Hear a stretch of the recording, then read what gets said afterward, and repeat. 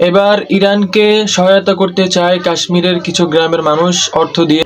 ভারতের জম্মু ও কাশ্মীরের বিভিন্ন এলাকা, বিশেষ করে বুদগাম ও বারামুলা জেলায় এই কার্যক্রম সবচেয়ে বেশি দেখা যাচ্ছে। সংবাদ সংস্থা এনএআই জানিয়েছে, বুদগামের খান্দা গ্রামের নারীরা নিজেদের স্বর্ণের গয়না দান করে ইরানের পাশে থাকার বার্তা দিয়েছেন। অনেকেই বলছেন এটি শুধু সহানুভূতি নয়, বরং মানবিক দায়িত্ব।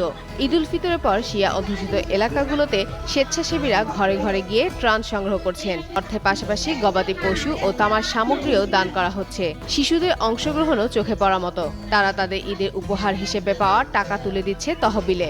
সংগৃহীত সহায়তা ভারতে অবস্থিত ইরানের দূতাবাসের মাধ্যমে পাঠানো হচ্ছে।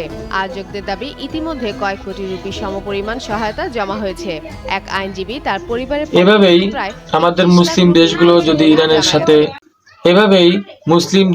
যদি ইরানকে সহযোগিতা করত বিভিন্নভাবে, কতই না ভালো হতো।